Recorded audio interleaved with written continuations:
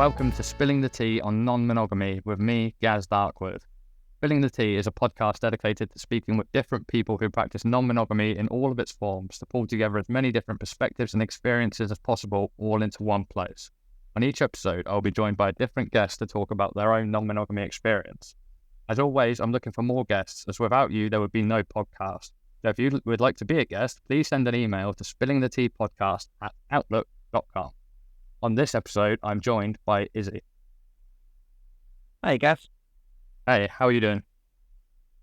Yeah, not too bad. Yourself? I'm very good. I'm glad to have you here. Pleased to be here. So do you want to start by just telling us all your age or rough age and roughly how long you've been practicing non-monogamy? Yeah, sure. So I'm in my early 40s and I've been practicing non-monogamy. It's about 13 years now.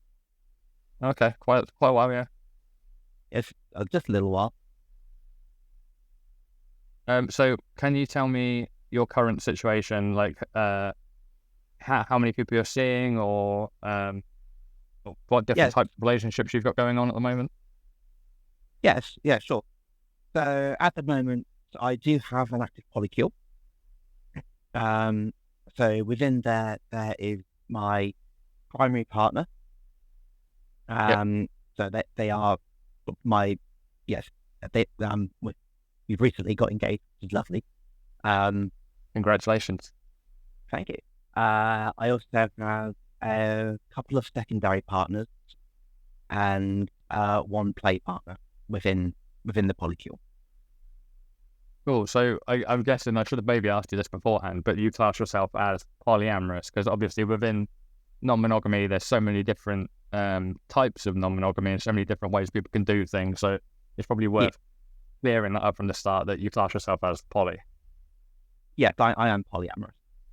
Yeah, I myself as poly as well. I think I don't necessarily fit with all the attributes of poly, but I'm a person that doesn't really like labels, and I don't ever feel like you have to fully subscribe to every label to be part of it. I can be a little bit of this, a little bit of that, be a little bit of everything. That's sort of me and the whole polycule. We say that we're all polyamorous, even though there's we all see it from a different angle. Yeah. Like one of my secondaries they have their own polycule with their own other partners. Yeah. And I know them all. I go out drinking with them and spending time together, especially and within the local scenes and everything else. It's actually a really nice community that we've got that we've built just between sort of. I think there's 4 different polycules that all interact. It's actually really, really nice. Yeah, that's really good actually, because this is something that I saw someone bring up recently, the idea of trying to kind of define, say, a polyamorous relationship. I guess it could work for any type of non-monogamy as working like an orbit.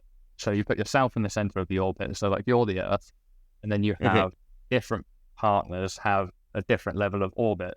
So you'd have say your primary partner would be the moon, who is constantly there, is always going around really close to you.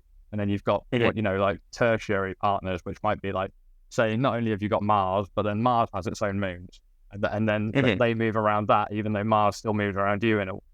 And I thought actually this is a really good analogy almost. But I think actually what I think works better for me is less of an orbit. Or say you have got an orbit, say you've got your own solar system, but everyone has their own solar system and they all end up overlapping in a way. So actually what poly tends to be, if you're going to look at it from outside perspective, is more of a web than it is like a solar system, because people overlap in different ways and there are different connections that go off in different ways. Like you say, you've got those 4 polycules, actually they all kind of overlap to a certain extent. Yeah, so we do actually define it as more of a web, like you said. We have actually tried drawing it out between a few of us, and it definitely it's either a web or like a snowflake sort of thing with how all different parts interact. Exactly, yeah. That snowflake's a good analogy as well. Actually, like the way that I Mhm. picture it in my head, it's not something I've ever bothered to actually think up and draw myself.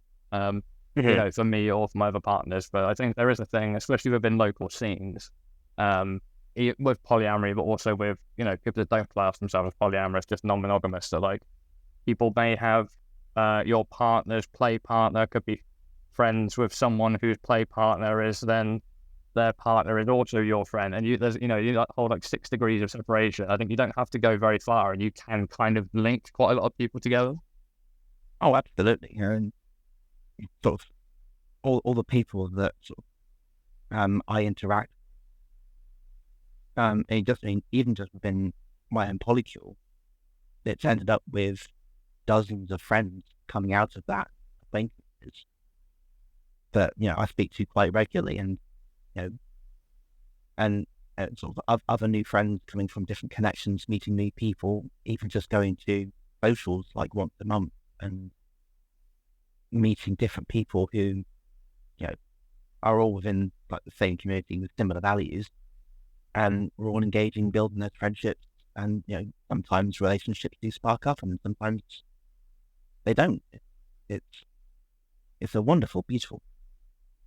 Yeah, that's one thing that I think specifically polyamorous people, at least with like polyamory being a bit more. I think when people think non-monogamy, the main point that people think is to do with sex. But I think with polyamory, it's not just sex. It's also to do with emotion. And I think by polyamorous people think about emotion differently. I think about connections differently. So it doesn't have to be a sexual or romantic connection, but also like friendship connection is still quite an important thing. Um, at Yeah, least I definitely see it that way. oh, I can definitely agree there. I mean, with one of my partners, they have a couple of really close friends who were with us at the weekend, and they absolutely lovely people. Got on like a house on fire, and and it's a case of okay, you know, they are going to be sort of coming into like the polycule as like a friend, like sort of purely platonic. But it's at the same time, it's a case of okay, let's see where things go. If the emotions will build, then fantastic. If they don't, then we've got another friend. Yeah, exactly. And I think that's kind of a good thing as well. Like sometimes you can meet someone new, you can develop a connection, and that connection can then become anything. And actually, that's one of what the most important parts of non-monogamy to me is the freedom. And it's not that I necessarily want to go and have if they're emotional or physical or romantic connections with lots of people. I don't have that much time. I don't have that much energy. But it's really important to me to know that I could.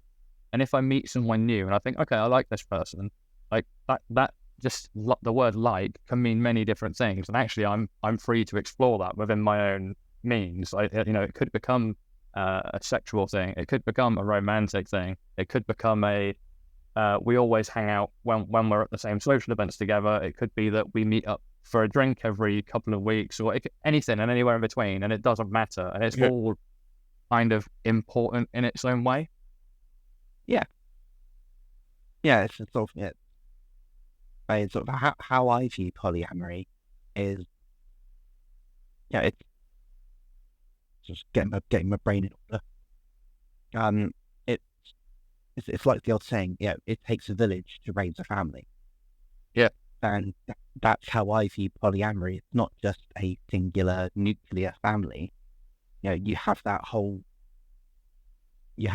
village, Yeah. working with you, being with you, and engaging with you on multiple different levels, from like the primary partners within the relationship who are all engaged in different levels, and then got secondary and tertiary partners, the friends, the acquaintances, and sort of everyone interacting on those different levels, but they're all interacting with the same goal and the same vision in mind of Yeah. just everyone being free, everyone being filled, and everyone being accepted, and just feeling like they belong. Yeah, yeah, and I think that's the thing with that is kind of lost in monogamy. And I think, you know, a lot of things that I'm not one to push agendas at all, and I don't want to say like, oh, I'm the non-monogamous and I'm right and everyone should be this way. Like, I don't think that at all. I think everyone should Yeah, do what works for them, but I do think there are a lot of things that you learn through exploring non-monogamy that I think yeah, actually a lot of monogamous couples could do with learning, and maybe it's just stuff yeah, that humans should learn. You know, just things like detachment, um, yeah, and things like that, and just learning to be like, you don't have to be everyone. No, you don't have to be someone's everything. Someone else doesn't have to be your everything. yeah, And I think that's quite an important part for any person to learn. But unfortunately, you know, the general population, monogamous couples don't tend to learn that. They are each other's what they, you know, they ride the relationship escalator. They get together, they move in together, they get married, they maybe have kids together, and that's it for life. Um, yeah, and for some people that's fine and that's completely okay. But I think then you get things like, you know, jealousy or suspicious behavior when, you know, I constantly read online people thinking about like, oh, I think my partner might be cheating on me. They're always hiding their phone or something like that. And whereas I'm like, I don't need to hide my phone because my partner knows that I'm messaging my other partners. It doesn't matter. yeah, yeah. And exactly. A couple of my partners even know the pin code for my phone. So if I ask them to check a message that's pinged up, they can pick it up and Yeah, look through it. Yeah, you know, I have, you know, absolute trust in them, and they have absolute trust in me. They know who I'm dating. They know who I'm seeing. They know who I'm talking to, and and they've probably interacted with people that I'm talking to at the same time. yeah, And it's just, you know, why hide these sorts of things? And that was something I had in, you know, all my marriage before I started exploring polyamory. You know, ex-spouse constantly hiding their phone. yeah. So, you Which know, you so hear that, about constantly. yeah, so, and it was just a case of, okay, well, what are you trying to hide? Yeah, You know, what don't you want me to see? yeah. There's But now something it's, very refreshing about being able to, like, I can be messaging one of my partners and or not even a partner, it could be like a, you know, a friends with benefit or just a friend or whatever. And they ask like, oh, who are you texting? And I'll just say the person's name. Like, oh, cool. It's fine. yeah, It doesn't need to be hidden. Like, it'd actually be worse if I had to be sneaky and lie about it, or just be like, oh, no one. No, just be open about it. yeah, exactly. It's like, you know, sort of, did this weekend out with part, and I got a message from one of the partners who wasn't able to make it. I was just like, oh, such and such says hi to the group, and they hi back, so just replied to the message, and it's sort of saying we're all talking all the time because we all have we're all in the same Discord server, Yeah, um so, so we all stay connected like that way, yeah. which makes organizing things so much easier. Oh, I can imagine, especially when you do things as a group. Yeah, Oh, exactly. You know, we try and go out at least once every 2 months as a yeah, group, even if it's just for a lunch or for a dinner or for, you know, a couple of hours of cocktails in the evening. yeah, Being able to do it all in one place where everyone can read the messages and react and everything else, rather than trying to do everything through individual chat, everything else, yeah, or things getting lost in a group chat on, say, like WhatsApp or somewhere. yeah, yeah. I understand that. Yeah, sort of having a Discord server where we can say, okay, I'm going to create this thread for this specific thing, this specific event, and yeah, we can all sort of put down if we can go, if we can't, and then it gets And it's into, there. okay, then it's there, everyone can see it. It's okay, cool. Now what can we be reading? Well, not what really. You know, sort of what everyone going to be wearing, what's everyone going to be doing, what are people's plans before the event? Do we want to do pre-drinks and all that sort of stuff? Yeah, and then also And it's just the thread stays there, so that if someone can't see it right now, if they're busy, if they're at work and they can't see it, like if I said, if it's a WhatsApp conversation or something, that'd easily get lost, and then they struggle yeah, to find it again. But they can always just go back to that thread and pick up where they left off. Yeah, exactly. And yeah, sort of it's taken a while to get used to Discord and everything else like that, and actually learn how to build and run the server. Yeah. But it makes organizing so much easier. It makes staying in contact so much easier. Yeah. Everyone. I mean, yeah, I do have separate chats with different partners. Each. Yeah. So we've got the switch to sort of chat individually. Yeah. But at the same time, we're all then chatting as a group in the server, or sort of organizing different things, or sort of or just posting silly memes and TikTok videos. Yeah. So that actually brings me on to something else I wanted to ask about, which is how do you handle communication with your partners? So obviously you have this open Discord server and you can all talk in there, but what I'm thinking of more in terms of when you're doing things with other partners, how much do you share? So for instance, do you say, oh, I'm going to see this partner tonight, and that's it, there's no questions asked? And when you come back, do you get asked, oh, what did you get up to? Do you explain what you got up to? Like, how much are you willing to share? Because I know different people have a lot of different levels with this. And actually, I've read some things online recently which kind of blew my mind, the amount of information that people actually do keep to themselves, which really surprised me. So I'm just interested in, for the average non-monogamous person, how much do you share with partners about other partners? So I've actually got like different levels with different partners. So with my primary, we share sort of who we're seeing, where we're going, sort of what times we're going to be out, what times we're getting back, what town or city we're going to for different things, and also the nature of like why we're going out, and and then the details of said encounter, because that worked for both of us. But with another of my partners, it's just who I'm with, where I'm going, and roughly how long I'm going to be out. Just they know that I'm safe, but they don't want to know, using the term, the gory details. I know what you mean. And with another of my secondaries, they are very new to poly. They've literally been poly about a year, and I'm their first poly connection. Right. Okay. So we at the moment have we're slowly building on things, but it's who I'm seeing and where we're going, and like the same with them and the same with their other part. But with their other partner, it's a don't ask, don't tell. Okay. Yeah. Because they're both still getting used to being poly.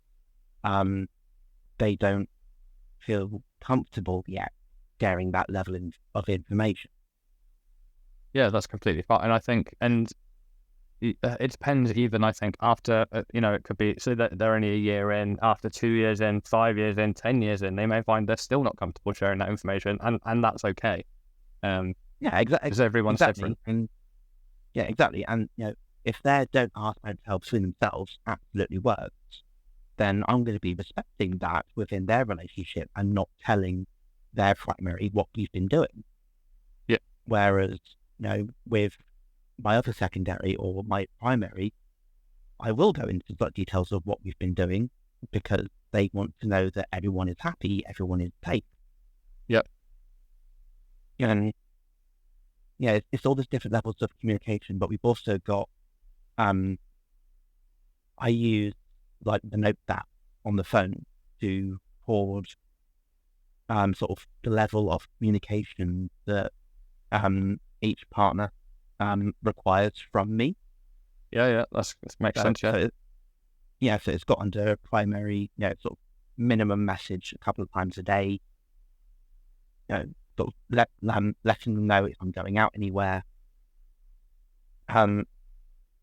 Updating my Life 360 app with locations, just in case I'm going out of the city. So they can understand. So they can see, we've gone to this place, and they'll go, oh, they're at that place, they're with this person. Yeah. and like other connections I'll have in there, minimum one text a day, and just it's not so much rules within the relationship; it's a lot of guidelines. There'll be all that, so we can stick to those like communication boundaries. Yeah. And then, if a boundary needs to change, then we can talk about it later on and say, oh no, I need to check in maybe a couple of times throughout the day, just so we can know how your day is. Yeah. If either of us need any sort of additional support, if we've had a really bad day. Yeah. And all those sorts of things. But also then at the same time, scheduling in either a face one-to-one or a call, like a video call one-to-one with different partners throughout the week, so we can stay connected, and actually have a more in-depth conversation than just text messaging. Yeah, I understand that as well. Yeah, because sometimes text messaging can just be like the odd random thing, or sharing memes or sharing links to the things, but you don't actually sit and chat as such in the same way as you would. Yeah, and sometimes you're trying to type out a message and you end up with a mini essay. Yeah. In the message, and it's like, oh my god, that's going to be so much to read. Yeah. I'm just going to drop them a voice note. It's going to be easier. It's funny you say that, actually, because I had this like a very brief thing with someone a few years ago, and she was very hard on the voice notes because she found it easier to just speak, like a stream of consciousness thing, to say what comes to your head rather than to type things down. Which it really doesn't work for me. I think I can type sometimes I can type faster than I can think, and actually I do the opposite and I end up messing myself up because I'm like, I should have taken time and thought about what I was typing rather than just typing it straight out. But when you get even if it's voice notes, I'm like, I don't know how to respond to it because I forgot most of what you said. I can remember the last sort of 30 to 60 seconds. I forgot the rest of it. Whereas if I get things broken down into separate text messages, I can quote the message and respond directly to that. Yeah. But again, it's one of those things that everyone's different and has their own way of doing things. Oh, absolutely. And sometimes it's nice to get the voice message because I then get to hear their voice. Yeah, that makes sense. Yeah. Especially with my primary, because they currently live up in the Midlands. So right, okay, yeah. We only see each other for like a weekend once every few months. Yeah. So everything else is text message and video call. Yeah. So you need to make the most of that where you can. Exactly, and just getting a random voice message halfway through the day, and just them saying, just dropping a voice note to say I love you. Yeah. And I could be having the worst day, and I'll listen to that, and it'll instantly lift me up. Completely turns the day around, yeah. Yeah, it completely turns the day around.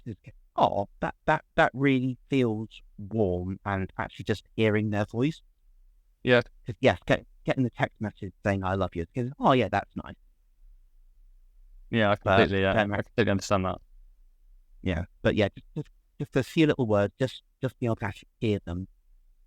For us, in my experience, that feels a lot more emotional and deeper than just typing out "I love you" and putting a load of hearts and kisses on.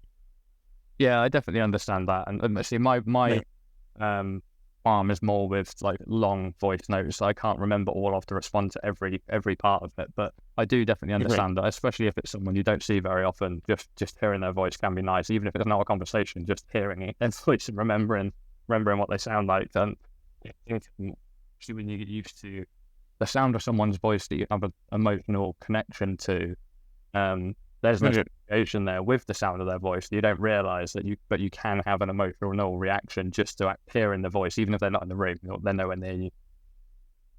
Exactly. And when someone's 160 miles away and you hear their voice, it's like, oh, that's lovely. Yeah, I can imagine. And one of my secondaries, they hate voice notes. They will never do them. So sometimes I will get war and peace in a text message Yeah. about how their day has been. And it's a case of, okay, I'm now going to clear my calendar for the next hour so I can read it. Yes, it's funny because I'm more with them actually, and I think like I prefer to read something because I can read it at my own pace. I can stop, I can reread a sentence if I didn't find it particularly clear, and I can take as long as I want to read it. Whereas with a voice message, and it's the same with like I would rather read an article than watch a video of someone giving out the same information like by speaking, because like if I'm reading, I can do it all at my own pace. So I do understand where that comes from. Yeah, sort of. Sometimes voice note, because they can be overwhelming at times. Yeah. Just like for me, sometimes a really long text message can sometimes be overwhelming. And it's like, okay, I don't have the brain space to read that right now. Yeah. And so I'll come back to it later, but I'll send a message. Basically, like I'll give this a read later. I'll be like, I don't have the brain space to process it right now. Yeah. But I will come back to you later, so they know that, so for them, they know that I've acknowledged the message and I've seen it, and I'll come back to it later. So rather than them seeing the red notification and then hearing nothing for like 3-4 hours. Yeah. I understand that, and that's why I actually have read receipts turned off, because sometimes I read a message and I go, okay, cool, I haven't got time to respond to that now, I'll respond to it later. But I don't want the responsibility of having to let someone know, yes, I've seen it, I'll respond later. I just want to know, I've seen it, I will respond later, but I'll do it in my own time whenever. And people will just have to understand that, as far as they know, I haven't read it yet, and I'll respond when I can. So I'll just say one of my secondary, same, because getting the red receipt was really bad for their anxiety. Yeah. Sometimes they would get a red receipt through from multiple different chats, and people would respond. But then with some people, they wouldn't get a red receipt for like 5, 6, 7 hours after receiving a message, and then they'd get like a thumbs up reaction to the message like 9 hours later. Yeah. And so they turned off the red receipt, so they don't see that. Yeah, and that's kind of what I did as well, because sometimes I would send someone else a message, and then I'll like, oh, they've seen it, but they haven't replied. And I know that just because they've seen it doesn't mean anything. The first sign I need to know that they've seen the message is they send the message back. But when there's something that's a little bit disheartening about seeing that they've read the message and they haven't responded yet, even though deep down I know it's fine. They're probably busy. They've seen it. They'll respond whenever they can. There's still a little bit of a kind of negative feeling there that, oh, they haven't responded to me yet. Yeah. Oh, I totally get that. Yeah, I sort of have that with friends. Yeah. This is very much not a like non-monogamy centered thing. This is just communication with anyone in general that you, I guess, care about in any sort of way. Exactly. So for this, moving from that, something I want to ask you is, what do you find are the most rewarding aspects of practicing non-monogamy, or specifically polyamory, if you want to go down that route? That can either be a very broad or a very deep answer. Well, I mean, let's go with what's the first thing that jumps to your mind? Let's not make it turn this into an essay, but let's go for like, what's the one thing then? What's the one most rewarding aspect to you? So, the one most rewarding aspect, for me, it's just feeling filled within all my relationships. Yeah. Because I know that I can't give everything to one person. I can't give them everything that they need. Yeah. And knowing that they have other partners who can, I can still give them everything that I am, and they can give me everything that they are, and we both feel like filled within our relationships, because we are giving our all, we're giving everything. Yeah. And it's just knowing that within our community, everyone is fulfilled and lifted up, and we are all working towards that sense of happiness and euphoria and small little island of utopia. Yeah. In our relationship. And it's just knowing that we are there for each other and able to support and just be that extended family that we all need. And sort of me being able to sort of do that for them, be that partner who will randomly turn up with a box of chocolates or something if they've had a bad day, or just randomly go, oh, by the way, I'm in town if you're free. Yeah. And knowing that they do the same for me, they just randomly rock up and go, oh, by the way, I'm in this town meeting this person. Are you free for that? Yeah, so it's like having people that you can rely on, but while at the same time you enjoy being able to be the person others can rely on. Exactly. We all rely on each other, but we also all give back to each other. Yeah. And none of us take what each other gives for granted. And because we all know just how finite our time can be. Yeah. If we've only got a couple of hours, we're going to make the most of that couple of hours. If you've only got an evening at a social, we're going to make the most of that evening at a social, because we're going to be interacting with our friends and everything else, and seeing the looks on their faces of just warm happiness, being out with friends and just engaging with friends, but also then seeing just the warmth and the love in their eyes when we're on our own. Yeah. And seeing that from multiple people.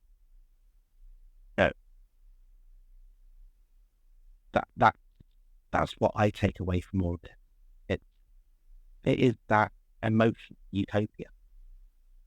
I think that's a really good answer, and I think it's a really important thing for people to hear as well, because there are lots of different things that people get out of living a non-monogamous lifestyle. And although recently I used the word lifestyle and someone corrected me and said it's not a lifestyle because it implies it's a choice, I understand that. I'm just using lifestyle for lack of a better word, basically.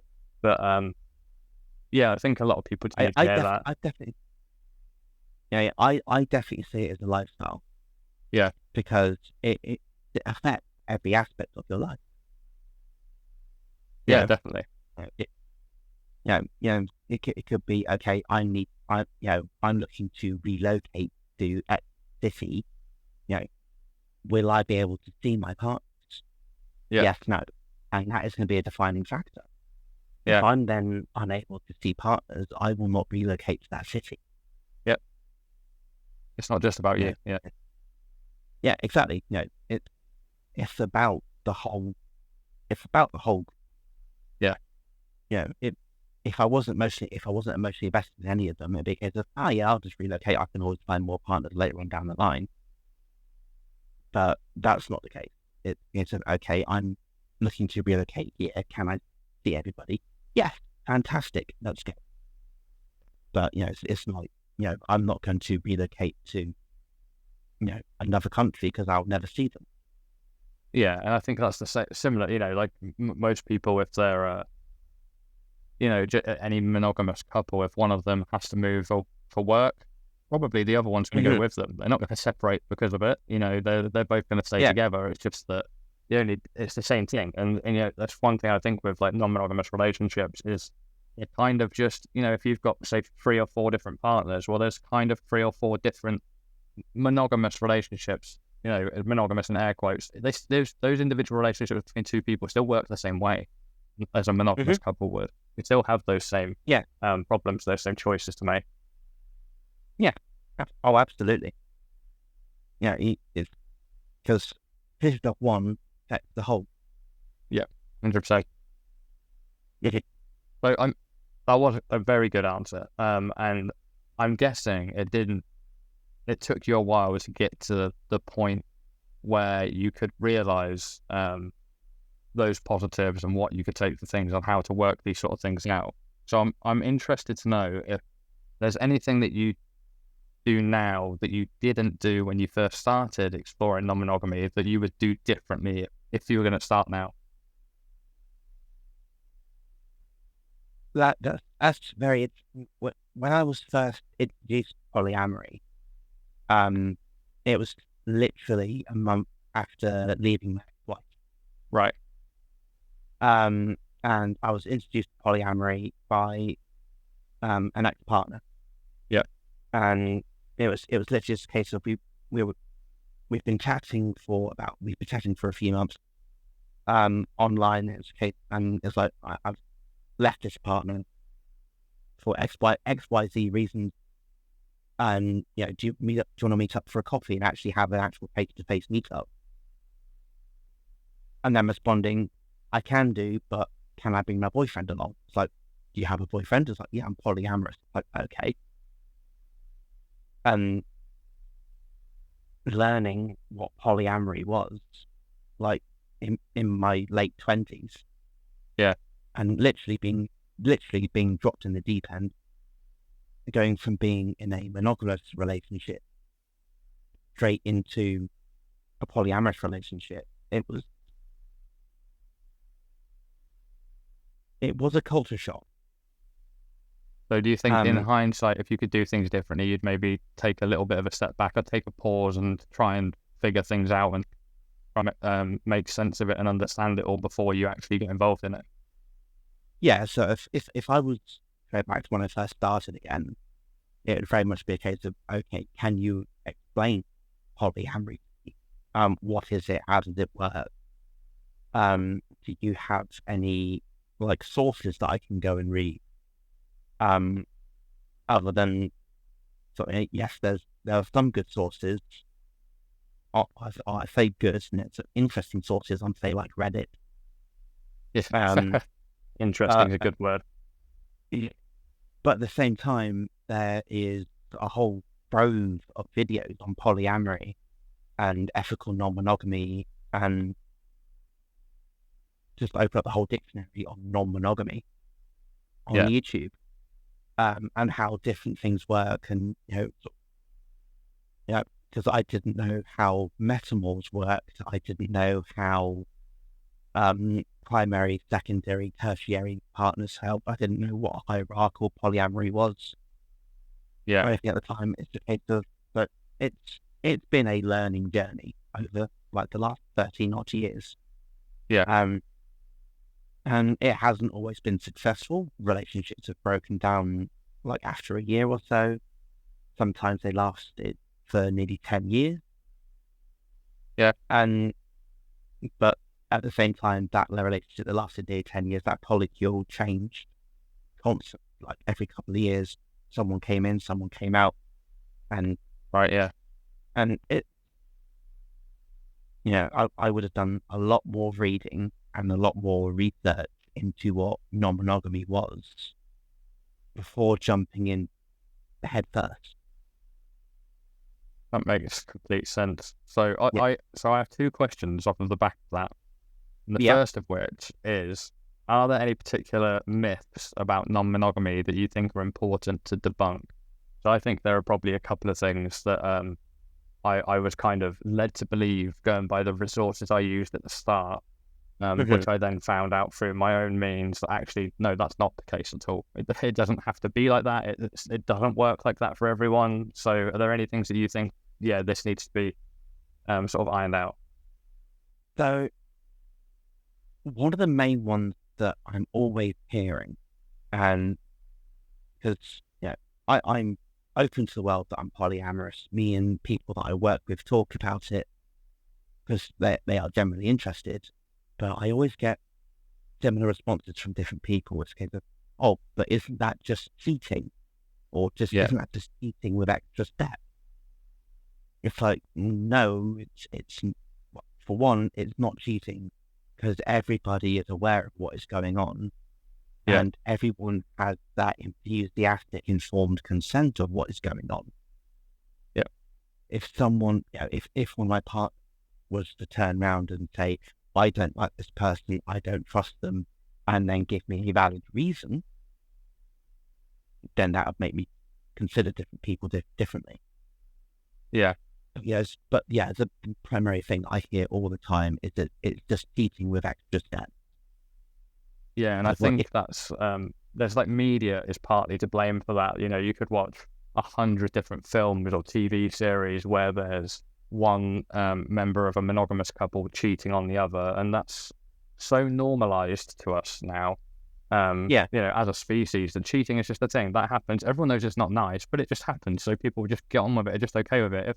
If someone in the office hears that someone else is cheating, they go, "Oh, well, okay then." They hear that someone else in the office is polyamorous or non-monogamous or is a swinger or is a hot wife or any of these things, and like, "Oh, well, hang on, what the fuck? What are you doing? How does this work?" But yeah, because they don't understand it. Mhm. Even though it's all done ethically and everyone that's in the situation has consented to it and it's all fine, they still don't understand it. But whereas cheating is normal to them, they can get their head around cheating. Yeah, they can get their head around cheating because in the media, cheating is fetishized. Really? And, you know, but it's always, and just in my experience with the media that I consume, it's always the husband cheating on the wife.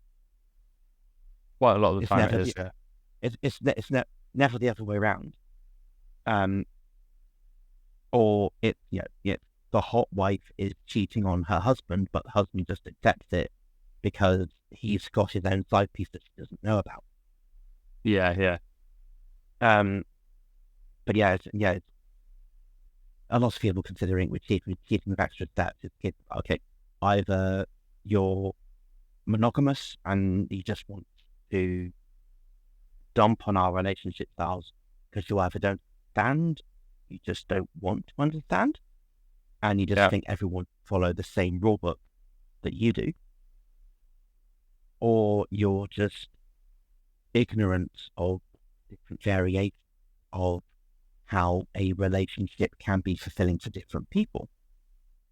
And for some people, polyamory does not fit in their worldview, which is absolutely fine. Because it is not for everybody. It will not work. And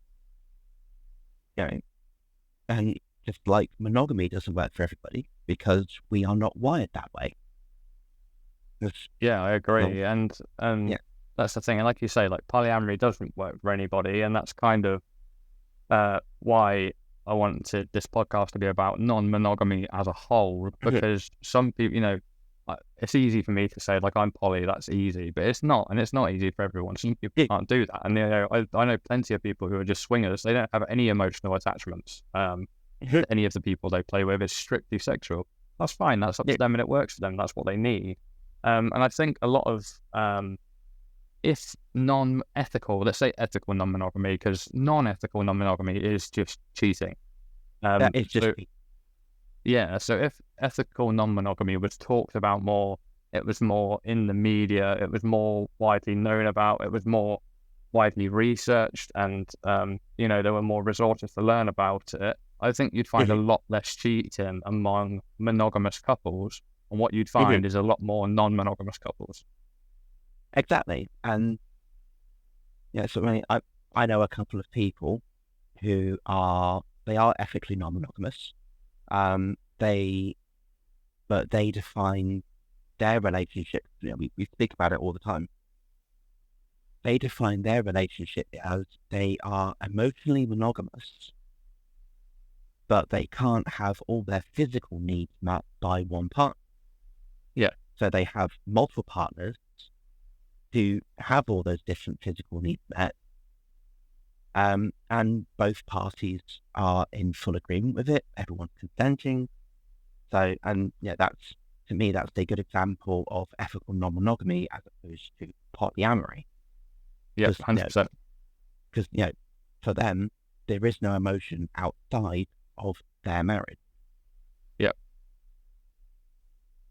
And there are plenty of different relationship styles that work the same. You know, I've heard of couples who swing with one other couple, So you've got like almost a polycule of 4 there, but actually they don't. They're emotionally monogamous with each individual partners, but then all 4 of them will play together in a sexual way. But then they're sexually monogamous within the 4. They won't also have external play partners outside of that.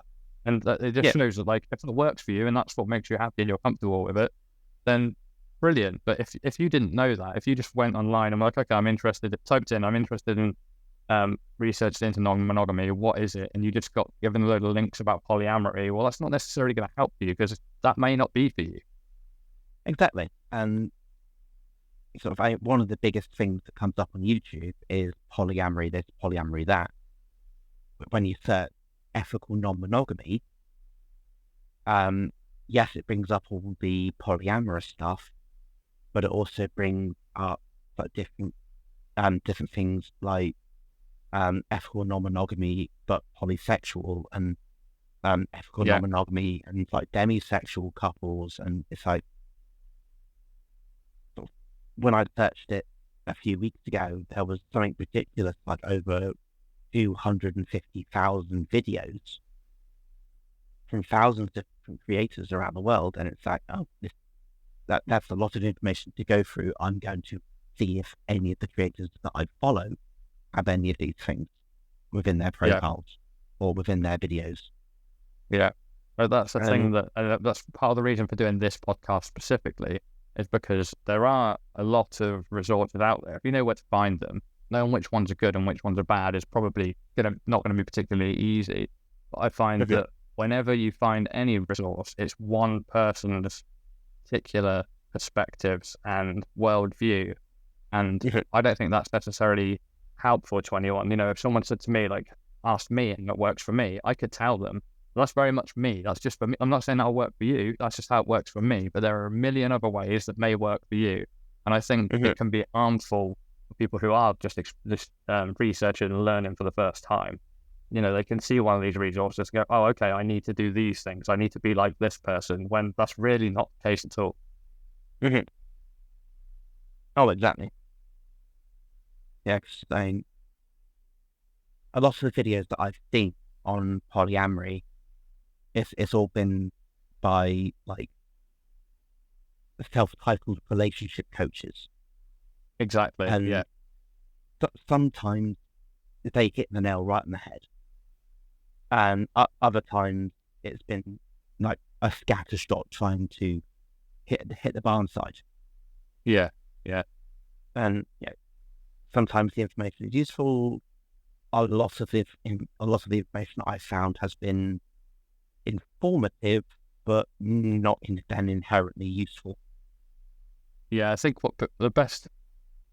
So actually, this brings me on to another question that I want to ask you, and I will give you one of the answers that I was actually just thinking of. So, if someone was new to ethical non-monogamy, or if they were just keen to explore, or they were asked the question, so what is it? How does it work?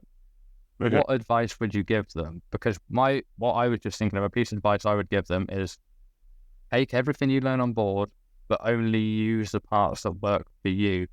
Don't think that because of all these people are saying all these things, you have to subscribe to all of these different ideas. Don't. If some of them, if you don't feel comfortable with some of them, brilliant. Don't use them. Only use the things that actually work for you. You don't have to fully commit to any one of these things. Yeah, I would very much agree with that. I would say for someone who's new into ethical non-monogamy, definitely like do reading online, watch the YouTube videos, and but take away what actually feels right for you. But I also think being able to go to like a local social within your own town or community, and be able to go to that social and actually speak to people who, you know, they may have been in it for a year, they may have been in it for a decade, they may have been in it for 2, 3, 4 decades. You know, a whole life experience of polyamory or non-monogamy, and everything under that non-monogamy umbrella. And and I'm completely with you. I think when I first started exploring this stuff, I read so many things online. Read so many contrasting opinions, and I was kind of a bit of a, being pulled pillar to post. I don't know what I'm supposed to listen to here. It wasn't until actually talking to people face to face in person and being like, okay, so how does this work for you?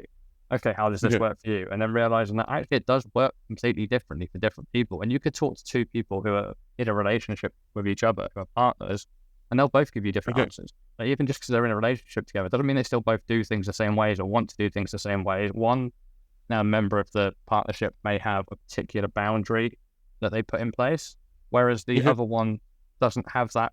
That boundary doesn't go both ways because only one of them needs it and the other one doesn't, and that's fine. But there's no way, I think, of finding that out. Reading things online, listening to people online, you only get the sort of minutiae of that information by actually speaking to people directly who are already living it. Yeah, and I from my own experience, I've only found a few socials where there are people who are, sort of openly, ethically non-monogamous, and sort of being able to then speak to them, because you can, because you can Google, sort of ethical non-monogamy socials, and it will bring up multiple different websites where you can then sort of go along to a social that once a month, in a pub, sit down with people, have a drink, have a laugh, and just have a conversation. And you're then interacting with different people from all different walks of life, different life experiences, different relationship experiences. And I think that makes a difference, is actually not just talking to the people, but seeing them live their lives as well. Spending time with people who maybe snap together with one of their partners, then actually one of their other partners comes over and sits the other side of them, and actually seeing that you can read as many words on a screen as you want, you can listen to as many words through a video or a podcast or whatever. But I think until you actually see it in front of you, actually working between real people, I think for me, that's where I was like, oh, okay, this makes sense now. It actually does work. Yeah, definitely. Yeah. I sort of being able to go to socials definitely helped me look at how I run my own polyamory structure, which is actually what gave me the idea for the Discord. Yeah. Because previously it was just a WhatsApp chat, but then, messages get lost or misinterpreted very quickly and very easily. And it's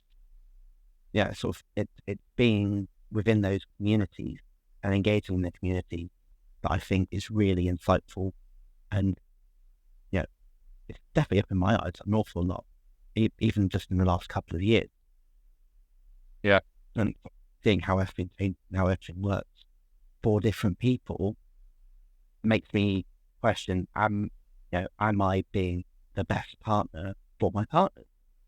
Can I be doing more? Should I be asking more from them? Yeah.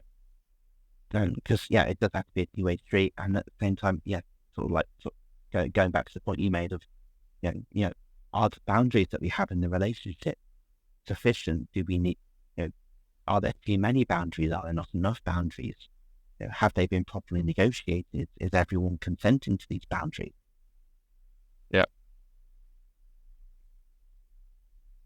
It's all important. It's all important to do, to know, and to have those conversations. Oh, absolutely. Yeah.